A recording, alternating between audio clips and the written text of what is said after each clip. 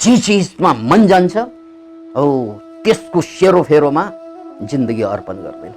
खोज्ने एउटा चिज अनि दायाँ र बायाँ पनि आँखा सन्कियो, त्यो पनि राम्रो लाग्यो, यो पनि राम्रो लाग्यो भने यसको मतलब तपाईँ जित्न अगाडि, अगाडि बढ्न अगाडि हारिसक्नु भयो, लड्न अगाडि तपाईँको पराजय भइसक्यो। प्यासनको मतलब के हो? मलाई दायाँ पनि थाहा छैन, बायाँ पनि थाहा छैन, म जे देख्छु त्यो बाहेक अरू केही पनि थाहा छैन। अरूबाट खोज्ने होइन, आफूले बनाएर अरूलाई दिनु जीवनको अर्थ हो। एकजना साह्रै अल्छी मान्छे, अल्छी केटा, भोक मेटाउनको लागि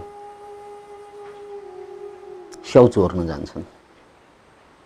अलिकति जङ्गलको सेरोफेरोको बगैँचा थियो किसानहरूको, त्यही बगैँचाभित्र छिरेर स्याउ चोर्दै थियो त्यो मान्छेले। त्यत्तिकैमा त्यो बगैँचालाई स्याहार्ने माली अथवा त्यसको ओनर मालिक त्यहाँ आइपुगे। केटा भागाभाग, किनकि कथा युरोपको हो, समातियो भने सिधै जेल जान्छ। अनि भाग्दा भाग्दा भाग्दा जङ्गलभित्र छिरेछन्। जङ्गलमा उसले एउटा अनौठो कुरा देख्छ। अनौठो कुरा के त? एउटा स्याल जसको दुई खुट्टा छैनन्, ढुङ्गामा त्यत्तिकै बसिरहेको थियो। खुट्टा नभएको स्याल जङ्गलमा, ऊ त बाँच्ने कुरा आउँदैन, ऊ त मर्नुपर्ने, ऊ यो किन मरेन अथवा ऊ कहिले मर्दैछ, यस्ता किसिमका तर्कणा मनभित्र चल्न थाल्छ। त्यसलाई हेर्दै गर्ने क्रममा अर्को एउटा अनौठो दृश्य उसको सामु प्रस्तुत हुन्छ। एउटा शेर आउँछ।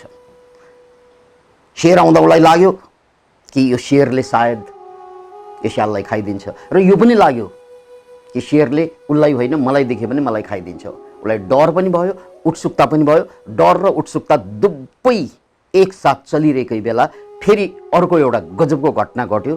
शेरले त मुखमा एक टुक्रा मासु लिएर आएको रहेछ, र त्यो मासु शेरले नखाइकन स्याललाई खुवाउँदै थियो। Can you imagine? के हो यो? कहाँ शेर र कहाँ स्याल? खुट्टा नभएको शेरले शिकार गरेर ल्याएको मासु स्याललाई खुवाउँदै थियो, किनकि स्याल लङ्गडा थियो। स्याल लङ्गडा थियो। त्यसपछि उसको मनमा फिलिङ्स आयो, सुन्दर फिलिङ्स, आनन्दको फिलिङ। अघिसम्म ऊ डराइरहेको थियो, अघिसम्म ऊ पीडित थियो, तर अहिले उसलाई आनन्द आयो। आनन्द किन आयो त भन्नाले ओहो भगवान्ले त गजबको संसार बनाइदिनु भएको रहेछ। प्रकृति त बडो अद्भुत रहेछ कि कोही लङ्गडो भए या अपाङ्ग भए, कमजोर भए भने मान्छेले मान्छेलाई सहयोग गरेको त देख्छु नै हामी, तर यहाँ प्रकृतिमा पशुले पनि पशुलाई सहयोग गर्दा रहेछ, पशुले पनि पशुलाई सहयोग गर्दा रहेछ। ओहो, त्यसकारण मैले चोरी गर्नु हुँदैन। मैले चोरी गर्नु हुँदैन। अब ऊ सिधै घर फर्क्यो। यहाँ मैले ऊ भनेर सम्बोधन गरेको छु। ऊ सिधै घर फर्कन्छ। भर्खर जङ्गलबाट देखेको दृश्यबाट प्रेरणा लिएर ऊ पनि केही नगरिकन बसिदिन्छ। कोही न कोही त आइहाल्छ नि मलाई खुवाउनलाई। जङ्गलमा एउटा हिंसक शेरले यदि कसैलाई खुवाउँछ भने मलाई पनि त खुवाउँदो होला नि, मलाई पनि त खुवाउँदो होला नि। उसले लिएको अर्थ त त्यो हो। त्यसकारण ऊ घरमा बस्छ। एक दिन कोही पनि आएनन्। भोक जागेको जागे, लागेको लागे। पानी खाएर बल्ल बल्ल उसले सास ताने। भोलि त आउँदो होला, भोलि पनि मारे नि आउँदैन। सहनै सकेन। तेस्रो दिनमा ऊ लखतरान पनि भइसकेको थियो, पीडा पनि भयो, दर्द पनि भयो। ओहो, बर्बाद भएँ म। अब 3 दिन भइसक्यो, अब त खाना खोज्नु पर्यो, नत्र भने मर्छु म। त्यसपछि ऊ फेरि घरबाट बाहिर आउँछ, कोठाबाट बाहिर आउँछ। त्यत्तिकैमा दैव संयोगवश उसले एउटा महात्मालाई भेट्छ। महात्मालाई भेट्न साथ महात्मालाई दर्शन गर्छ र त्यसपछि सोध्छ, महात्मन, मैले जङ्गलमा अद्भुत दृश्य देखेको थिएँ, त्यही दृश्यबाट उत्प्रेरित भएर घरमा मैले नखाइकन बसेँ। कसैले आएर मलाई खुवाइदेला भन्ने म भगवानप्रति विश्वस्त थिएँ, आश्वस्त थिएँ, तर मेरो भगवानप्रति भरोसा अब पुरै टुटेको छ। महात्मन, भएको यो के? महात्मन मुसुक्क हाँस्छन्, छोरा, बाबु, भगवानले तिमीलाई सन्देशै दिएको हो, सङ्केतै दिएको हो। त्यो भगवानले दिएको सन्देश के त भने तिमी लङ्गडा छैनौ त्यो स्याल जस्तो, तिमी लङ्गडा छैनौ त्यो स्याल जस्तो। अतः भगवानको दया करुणा तिमीमाथि यस अर्थमा छ, अझै छ कि भाइ लङ्गडो स्याल जस्तो भएर बाँच्ने होइन, त्यो जङ्गलको शेर जस्तो भएर बाँच्नु, बनाउनु, शिकार गर्नु, आफू पनि खानु र बचेको कुरा नसकेका कमजोर क्षीणहीनहरूलाई खुवाएर बाँच्नु। यो हो जिन्दगीको सन्देश। तिमीलाई भन्न खोजेको कुरा यो हो बाबु। तिमीले उल्टो बुझेर आयो, तिमीले उल्टो बुझेर आयो, त्यसकारण तिमी धन्न बाँच्यौ, मर्न लाग्यो। किनकि धेरै दिन खानु भने त मर्छ मान्छे। धन्न तिमीले मलाई भेट्यौ, त्यो पनि भगवानकै कृपा हो, त्यो पनि भगवानकै कृपा हो। त्यसकारण शेर जस्तो बन, स्याल जस्तो होइन, लङ्गडो स्याल जस्तो होइन। कथा यहाँ टुङ्गिन्छ। जसले जे बुझे सक्यो कुरा आफ्नो हिसाबले बुझ्ने हो। तर यहाँनिर मैले यो कथालाई, यो दन्त्य कथालाई, यो काल्पनिक कथालाई यथार्थ घटनासँग जोडेर छर्लङ्ग पार्न खोजिरहेको छु। किनकि कति मान्छेलाई यस्तो कथा लाग्छ, सुन्दा रमाइलो हुन्छ, अनि सुन्न सिद्धिएपछि फेरि आफू जस्ताको तस्तै हुने गर्दछ। तर त्यो होइन। कथा सत्य होस् या झुट होस् त्यसले कुनै मायने राख्दैन। याद राख्नुहोस् यो कुरा, कथा सत्य होस् या झुट होस् त्यसले कुनै पनि मायने राख्दैन। कथा सत्य होस् झुट होस् त्यसले कुनै पनि मायने राख्दैन। मायने तपाईले बुझ्ने त्यसको अर्थ, त्यसको मायने सबभन्दा ठुलो हुन्छ। अतः कथाले जहिले पनि सत्य सन्देशै दिने हो। अब म तपाईलाई अमेरिकातिर लग्न चाहन्छु। कल्पना गर्नुहोस्, अमेरिका 70-80 को दशकको अमेरिका। त्यो बेला अमेरिकाको कुनै राज्यमा एकजना केटी जसको नाम प्याटी थियो। प्याटी भन्ने केटी थिइन्। सानो बेलामा उनी खुसी थिए, अलि जवान भयो, तरुण भयो, 23 वर्षको उमेरसम्म नपुग्दै प्याटी बहुत पीडित भए, बहुत पीडित भए। अनि त्यो पीडालाई मेट्नको लागि, त्यो दर्दको, मानसिक दर्दको औषधि स्वरूप उनले चुरोट खान्छन् र खाना बढी खाइदिन्छन्, जङ्क फुडहरू।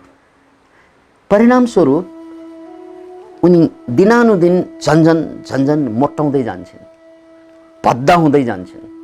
अनि जति भद्दा भयो त्यति अल्छी हुनु स्वाभाविक। बिहान आँखा खुल्न पाउँदैन, चुरोटको बट्टा खोलिहाल्छन् र सुत्न अगाडि चुरोटको बट्टा खोलिहाल्छन्। चुरोट नपिकन सुत्न सकेन, चुरोट नपिकन उठ्न सकेन। दिनको कम्तीमा 2 पकेट सिगरेट, 40 खिल्ली, क्यान यु इमेजिन इट? 24 घण्टा, त्यसमाथि सुत्ने 7-8 घण्टा हुन्छ। 40 खिल्ली चुरोट दिनको उनले खाइन्। किनकि उनले जीवनमा पाएको धोखा, पीडा, दर्द यति चर्को लागे थियो उनलाई। त्यो सबै कुरालाई बिर्सनको लागि प्याटीले गर्न सक्ने कुरा के थियो त भन्नाले आफूलाई छल्नु, आफूलाई बिर्सनु। त्यसको लागि चुरोट को सहयोग र जङ्क फुडको सहयोग। समय बित्दै गयो, उन झन्झन कमजोर, झन्झन क्षीण हुँदै गयो। एक दिन उनलाई रियलाइज के भयो त भन्नाले आखिर मैले चुरोट पिइरहेको, आखिर मैले यो चुरोटको सेवन गर्नु र यो जङ्क फुडको सेवन गर्नु म खुसी हुनुको लागि त हो, म खुसी हुनुको लागि त हो, तर म यसरी त खुसी भइरहेको छैन, यसरी त मैले दुःखलाई छलिरहेको छु तर खुसी भइरहेको छैन। याद राख्नुहोस् यो डायलग, मैले दुःखलाई छलिरहेको छु तर म सुखी भइरहेको छैन। यो रियलाइज भयो। फेरि पनि यो कुरा, मैले दुःख छलिरहेको छु, रक्सी पिएर, जाँड पिएर, गाँजा खाएर, ड्रग्स लिएर मान्छेले दुःखलाई छल्छन्, सुख पाएको होइन। यही कुरा उनलाई पनि रियलाइज भयो। दुःख छल्ने काम त भयो तर सुख पाउने काम भएन, ह्याप्पी हुन सकेन। अब ह्याप्पी कसरी हुने त, यसरी सोचिन्।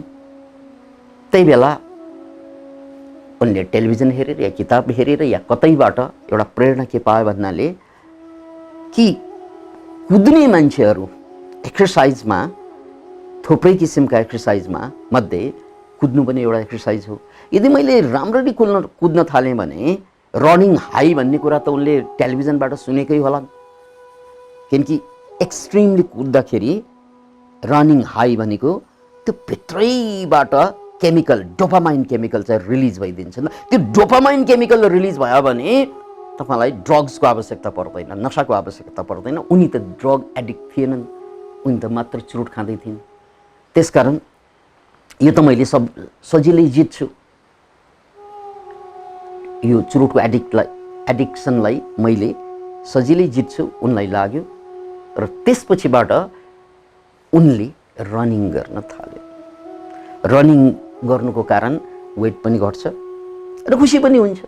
वेट पनि घट्छ, खुसी पनि हुन्छ। बुझाइ उनको त्यही थियो। त्यो अनुसार उनी लामो लामो दूरीको रनिङ गर्न थालिन्।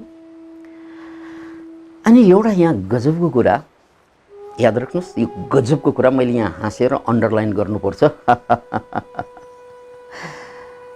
किनभने उनले रनिङ गर्दा चुरोट छोडिनन्, यो कुरा चेतना भयो। किनकि हामीलाई योगमा जाँदा या जिममा जाँदा या कुनै नयाँ चाहिँ एक्सर्साइजमा जाँदा चुरोट नखानु, रक्सी नखानु, जाँड नखानु, तिम्रो एडिक्सन छोडेर आउनु अनि यो गर्नु भन्ने उपदेश हामी बोकेर आउँछौँ। र कति मान्छे त्यो छोड्न नसकेर बरु चाहिँ एक्सर्साइज छोडिदिन्छन्, चुरोट छोड्दैनन्, रक्सी छोड्दैनन्। तर यहाँ घटना फरक छ, यहाँ कुरा फरक छ, यहाँ सच्चाइ र सत्य फरक हुँदो रहेछ।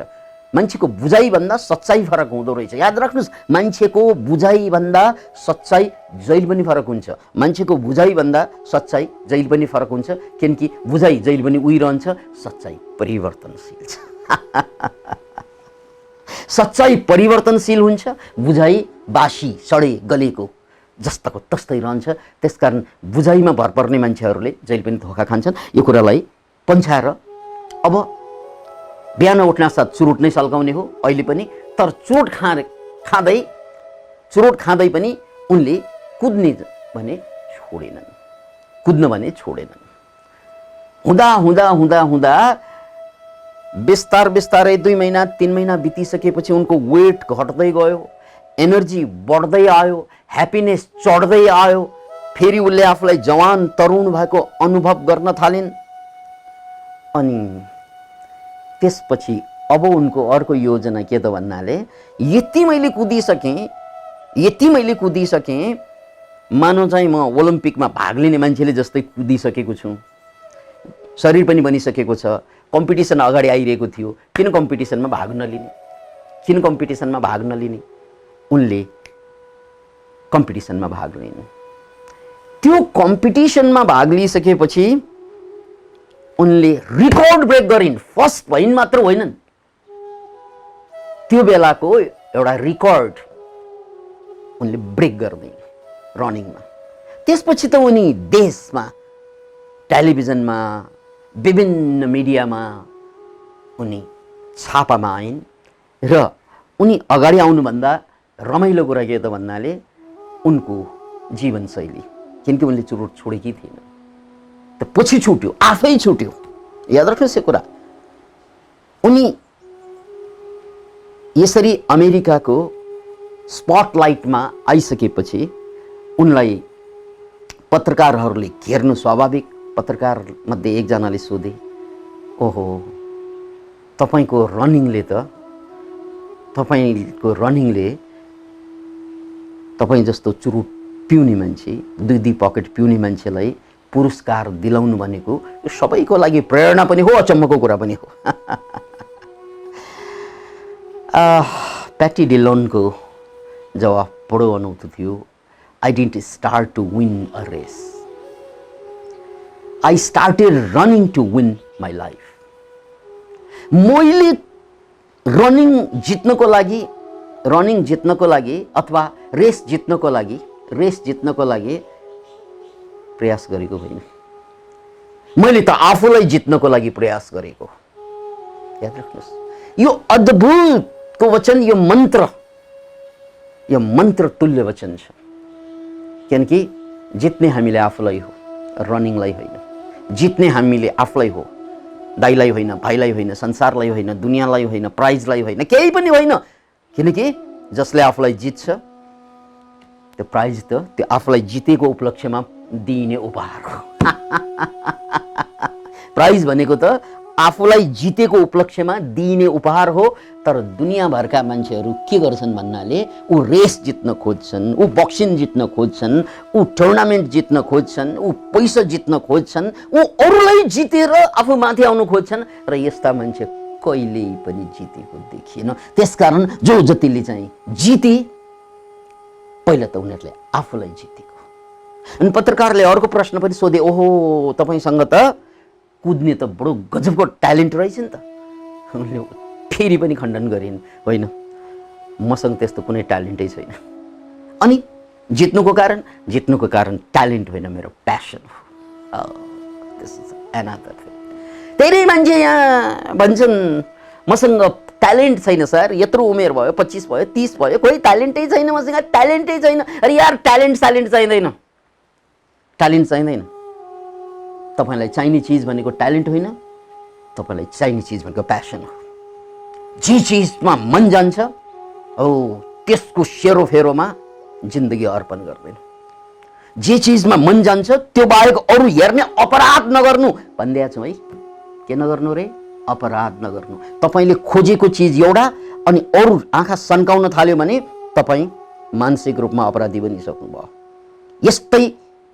यसलाई अर्को भाषामा भन्ने हो भने खोज्ने एउटा चिज अनि दायाँ र बायाँ पनि आँखा सन्कियो, त्यो पनि राम्रो लाग्यो, यो पनि राम्रो लाग्यो भने यसको मतलब तपाईँ जित्न अगाडि बढ्न अगाडि हारिसक्नुभयो। लड्न अगाडि तपाईँको पराजय भइसक्यो। तपाईँ अगाडि जानु अगाडि नै पछाडि फर्किसक्नु भयो भनेर बुझ्नुस्। त्यसकारण प्यासनको मतलब के हो? मलाई दायाँ पनि थाहा छैन, बायाँ पनि थाहा छैन, म जे देख्छु त्यो बाहेक अरू केही पनि थाहा छैन। यो हो प्यासन। अब कथाको चुरुतिर जाउँ। मैले काल्पनिक कहानीबाट सुरु गरेँ। त्यो काल्पनिक कहानीमा जुन सन्देश थियो कि शेर जस्तो बाँच्नुपर्छ, स्याल जस्तो होइन। अर्थात् अरूबाट खोज्ने होइन, आफूले बनाएर अरूलाई दिनु जीवनको अर्थ हो। अरूबाट खोज्नु केही पनि होइन, आफूले बनाउने र त्यसलाई अरूलाई प्रदान गर्ने। हामी पनि सानो बेलामा त्यही भन्थ्यौँ, म जागिर खान्न, म जागिर खान्न, म अरूलाई जागिर दिन्छु, म यो खोज्दैछु, त्यसो भन्ने गर्थेँ। त्यसैले खोज के हुनुपर्छ भन्नाले अरूबाट केही पाउनु होइन, अरूलाई केही दिने खोज भयो भने जीवन धन्य बन्छ। कथाले पनि त्यही सन्देश दिन खोजेको हो र त्यो कुरा संसारको सबै सफल मान्छेमा घटेको हुन्छ। मैले प्याटी डिलोनसँग जोडेर यहाँहरू समक्ष यो कथा र यो घटनालाई प्रस्तुत गरेँ। अब भने पालो तपाईको। जय होस्।